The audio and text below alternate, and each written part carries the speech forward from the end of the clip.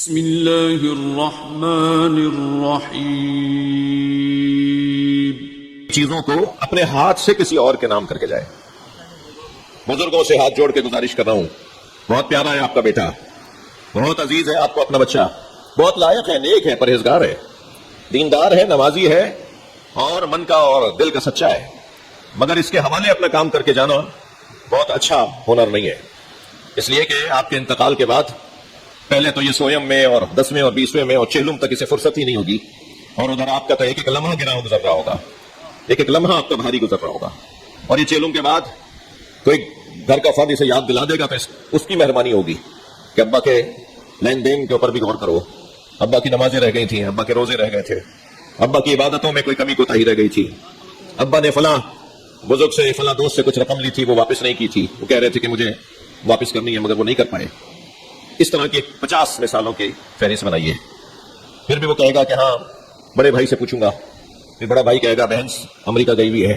بہن لاہور گئی ہوئی ہے، وہ آ جائیں تو اس سے بات کریں گے، اور پھر یہ ساری باتیں ہوتے ہوتے برسی آ جائیں گی، اور پھر برسی کے اوپر کوئی بہو کہے گی کہ ہماری کیا ذمہ داری ہے۔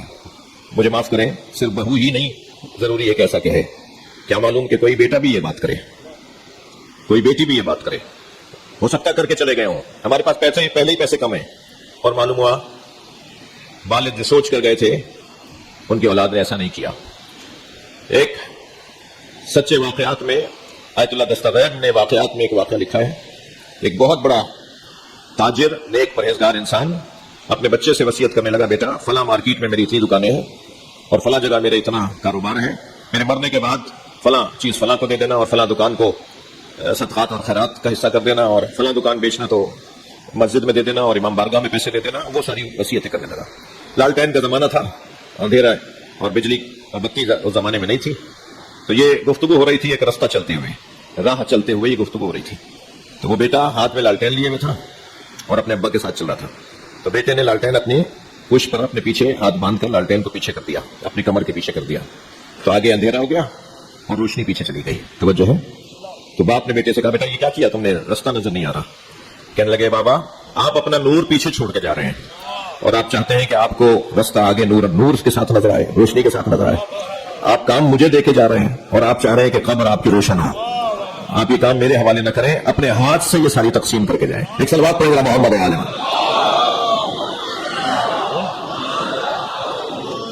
تو مشاہدات ہیں بھائی، مشاہدات ہیں، میں خود اس مشکل سے گزرا ہوں ابھی پچھلے دنوں، پچھلے سالوں،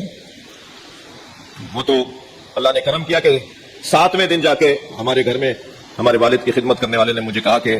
وہ آخری دن جب انتقال ہوا ہے تو صبح مجھے کہہ رہے تھے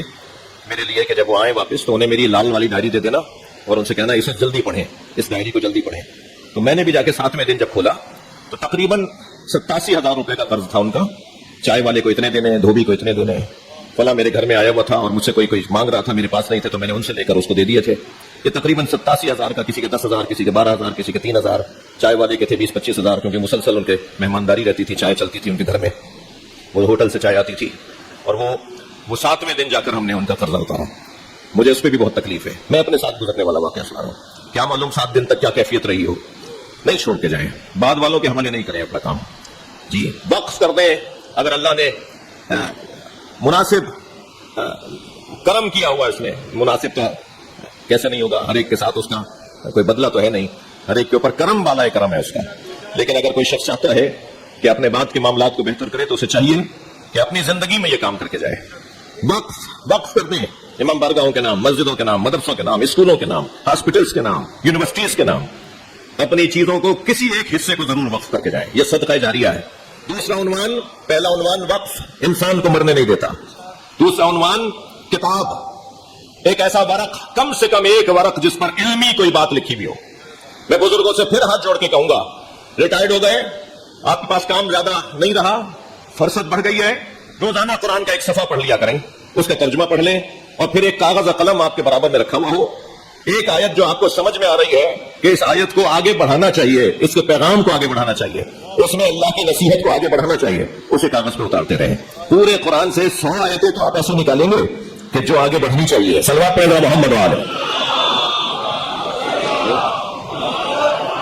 اب وہ جو ورق چھوڑ کے جائیں گے، وہ 4 صفحے جو چھوڑ کر جائیں گے، آپ حدیث کہتی ہے کہ اگر کوئی کتاب چھوڑ کر جائے، کوئی ایک علمی تحریر چھوڑ کر جائے، تو یہ انسان سعادت مند انسان ہے۔ اور تیسرا عنوان عزیزان گرامی، ولد صالح، نیک اولاد۔ نیک اولاد جو چھوڑ کر جا رہا ہے وہ شخص سعادت مند ہے، وہ در حقیقت مرا نہیں ہے۔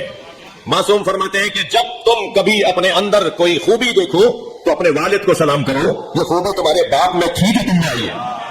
ایک سیدہ تھا اپنے محمد عالمہ۔ ولد صالح، نیک پرہیزگار اولاد، یہ انسان کے لیے سعادت مندی کا سبب ہے۔ وہ انسان سعادت مند ہے جس کی اولاد صالح ہے، نیک ہے۔ عزیزہ نتیجہ دے رہا ہوں، اگر کوئی وقف کر کے چلا جائے تو سعادت مند، اگر کوئی کتاب لکھ کر چلا جائے تو سعادت مند، اگر کوئی ولد صالح چھوڑ کر چلا جائے تو سعادت مند۔ صلوات اور درود ہو اس وجود کے اوپر، اس وجود کے اوپر جو اسلام کو وقف کر کے گیا ہے، قرآن جیسی کتاب دے کر گیا، حسین جیسا بیٹا دے کے گیا۔